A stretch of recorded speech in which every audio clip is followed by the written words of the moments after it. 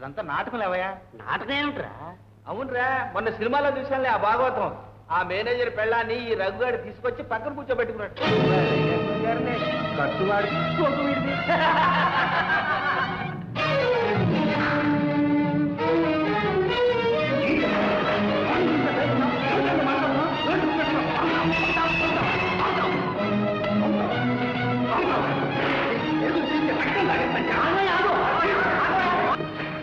ఆగవయ్యా ఆగు. ఏమిటా కోపం? కోపం కాకపోతే వాడు బాబుడు విన్నావా? విన్నామయ్యా, అంతా విన్నాం. మరి అమాయకురాల మీద అభాండాలు వేస్తుంటే చూస్తూ ఊరుకోమంటావా? రఘు, ఎదురుగా ఉన్నావు గనుక నీవు వాడిని కొట్టావు. నీ వెనకాల ఎంతో మంది ఈ మాట అనుకుంటున్నారు. అది నీకు తెలుసా? ఎంతో మంది చెప్పుకుంటున్నారా? అందులో తప్పే ఉంది. తాటి చెట్టు కింద కూర్చొని పాలు తాగినా కళ్ళు తాగుతున్నాడనే అంటాడు. మన జాగ్రత్తలో మనం ఉంటే ఎవరేమనగలరు? అవకాశం ఇవ్వటం ఎందుకు? ఆవేశాలతో అనర్థాలు తెచ్చుకోవటం ఎందుకు? చేసిన ఘనకార్యం చాలు కానీ వెళ్ళి టిఫిన్ తీసుకో. వెళ్ళు. ఇవాళ ఆఫీస్ నుంచి ఆలస్యంగా వచ్చాయా? తొందరగా వెళ్ళి.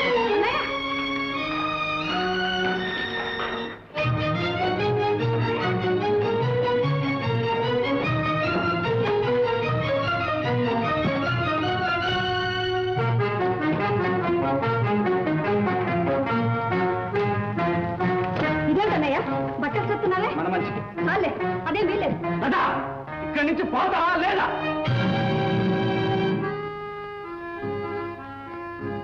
ఏమిటి లత, మీ అన్నయ్య పెంకులు ఎక్కడ కొడుతున్నాడు? వెళ్ళిపోవడానికి బట్టలు సర్దుకుంటున్నాడు.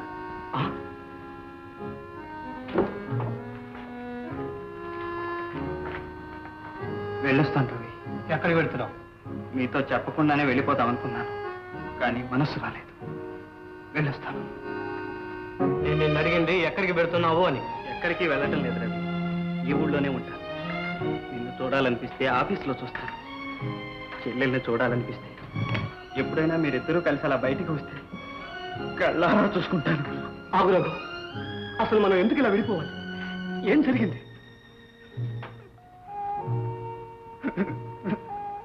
రవి, చెప్పు రఘు, మన స్నేహం మీద ఉన్న గౌరవంతో నేను చెప్పు. రవి, ఆ వేళ సినిమా హాల్లో ఎవరో మాట్లాడితే మూర్ఖులు అనుకున్నాం. ఈవేళ క్యాంటీన్లో మరొకళ్ళు అదే మాట అన్నారు.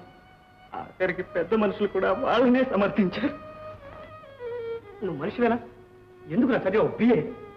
ఎవడో వెధవరం అబద్ధం కుదరగుస్తే అది విని చంటి పిల్లలా ఏడుస్తావా? నోర్మయ్, నీకు అసలు మతి లేదు. నా స్థానంలో నువ్వు ఉంటే ఈ పాటికి ఏం చేసేవాడో తెలుసా? ఆత్మహత్య చేసుకునేవాడు. వాళ్ళు ఏమన్నారో తెలుసా? నాకు వచ్చిన మేనేజర్ ఉద్యోగం నీకు ఇచ్చింది ఆ అమ్మాయి కోసమేనని అన్నారా వాళ్ళు. బాధపడుతున్నారు.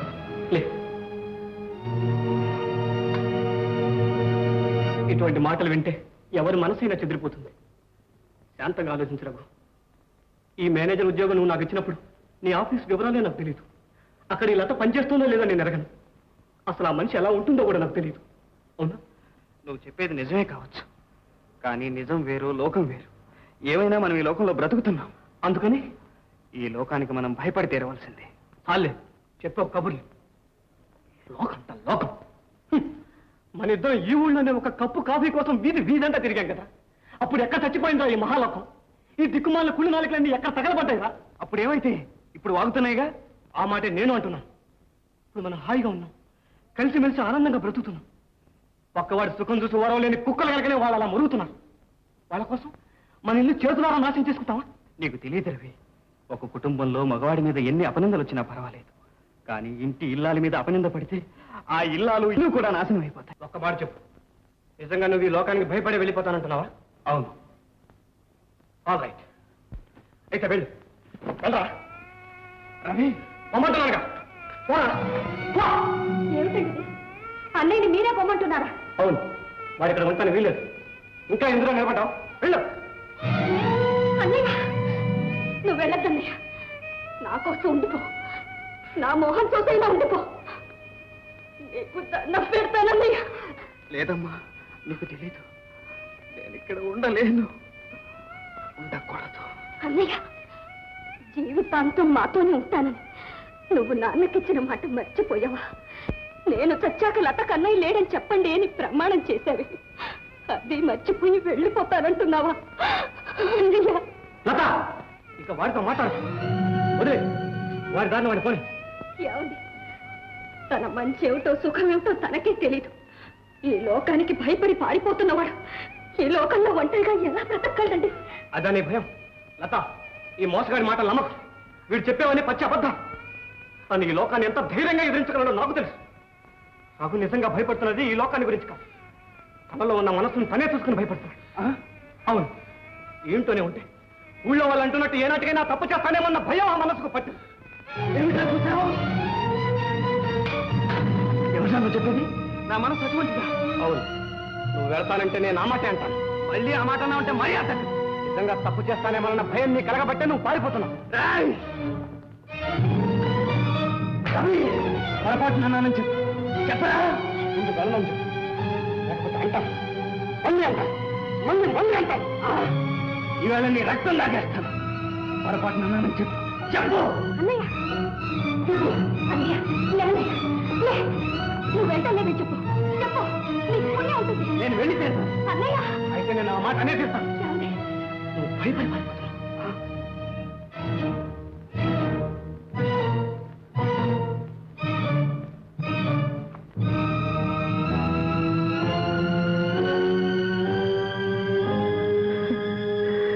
నేను పోలేను, నేను విడిచిపోలేను రోజు.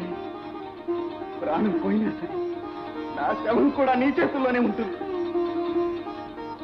ఇంకా ఎవరిని అపనిందలు వేసినా సరే నా చెల్లెల్ని విడిచిపెట్టినే కదా ఎక్కడికి వెళ్ళను. అన్నయ్య, అన్నయ్య, అన్నయ్య. నేను ఇంకెక్కడికి వెళ్ళను. అరాడు కాదు బాబు, మా ఆనందం. పేదవాళ్ళ ఆనందం కాదనకండి బాబు. ఎంత మాట పనసయ్యా, ఇదే నాకు లక్షల కంటే విలువైనకో. నిజంగా తమ లాంటి వారు లక్ష్యం ఒక్కళ్ళు కూడా ఉండరు బాబు. మేము పేదవాళ్ళమన్న సంగతి తెలిసి కూడా మీరు ఈ కేసు పట్టారు. పగలు రాత్రి కష్టపడి ఫీజు తీసుకోకుండా ఈ కేసు గెలిపించారు. ఎన్ని జన్మనిస్తాయని రుణం మేము ఆగు మరి, పోనీ కదా అనుకుంటుంటే తగపడేస్తున్నావు ఏమిటి? ఇందులో నే చేసింది ఏముందయ్యా? న్యాయం నీ వైపు ఉంది కాబట్టి విజయం కూడా నీ దగ్గరికే వచ్చింది. నేను ఊరికే మధ్యలో లౌడ్ స్పీకర్ లాంటి వాడిని. ఈ అబ్బాయి పెళ్లి కూడా చేసేద్దాం అనుకుంటున్నాం. శుభం. పిల్లని చూశారా? చూస్తున్నామండి, ఎవళ్ళెవళ్ళో వస్తున్నారు. ఆహా. హలో, నేను ప్రేరణ సంగీతరావు మాట్లాడుతున్నాను. ఎవరు? నేను శాంతిని, మాధవరావు గారు అమ్మాయినండి. ఓ, నువ్వా శాంతి? ఏమిటి సంగతి? నాన్నగారు ఒళ్ళు తెలియకుండా పడిపోయారండి. దయచేసి ఒకసారి త్వరగా రండి. అలాగే, ఇప్పుడే వస్తున్నా, వెంటనే బయలుదేరుతున్నా. మాధవరావు అని నాకు చాలా ఆప్తమిత్రుడు. పాపం అతను ఒంట్లో బాగలేదు. అయ్యో పాపం, నేను వెంటనే వెళ్ళాలి. మనం సావకాశంగా తర్వాత కలుసుకుందాం. అలాగే. నమస్కారం. నమస్కారం. డాక్టర్ గారు, డాక్టర్ గారు, ఏం జరిగిందండి? అసలు ఏమిటి జబ్బు? ఒంట్లో ఏ జబ్బు లేదండి, కానీ మనసులో ఏదో విపరీతంగా బాధపడుతున్నారు. దాని రియాక్షనే ఇది. ఏమిటిది మాధవరావు? వేరే ఏమీ పలినట్టు బాధపడ్డా ఏమిటయ్యా? నా మాట విని హాయిగా నిద్రపో. నా జాతకానికి నిద్ర కూడా 10 రోజులు బట్టి ప్రయత్నిస్తున్నాను. జాగారమే గాని కంటి మీద కునుకులేదు. అదేమిటండి, నేను ఇచ్చిన నిద్ర మాత్రం వేసుకోవడం లేదా?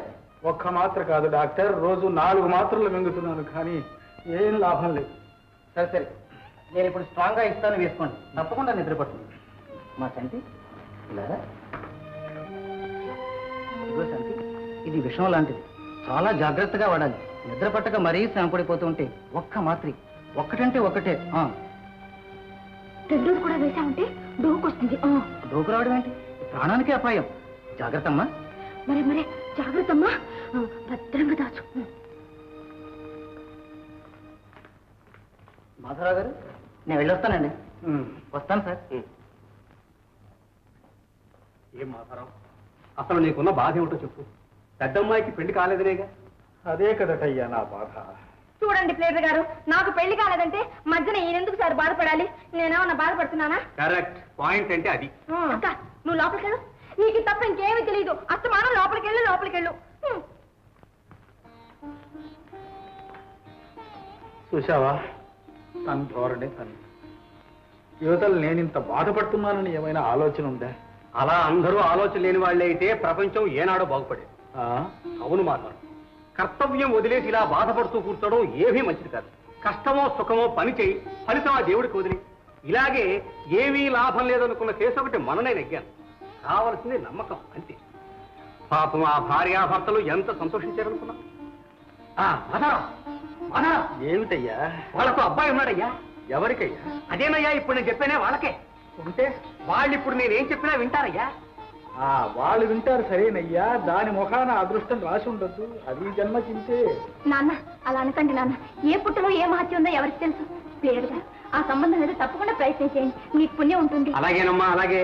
ఏం మాత్రం ఏమంటావు? మీ ఇష్టం బాబు, మీరు చేసే ప్రయత్నాలన్నీ మీరు చేయండి, అది ఏం జరగదని నాకు బాగా తెలుసు.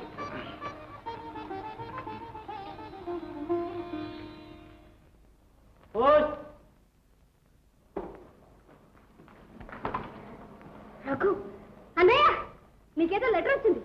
ఏమిటిది? దీనింటే ఏదో పసుపు గిసుపు రాసినట్టున్నారు. పెళ్లిళ్ళకి శుభకార్యాలకి మన వాళ్ళు ఇలా పసుపు రాసే పంపిస్తారు. అది మన సాంప్రదాయం. ఓహో, అయితే ఏదో మంచి శుభవార్త అన్నమాట. ఏది? నేను చదువుతాను.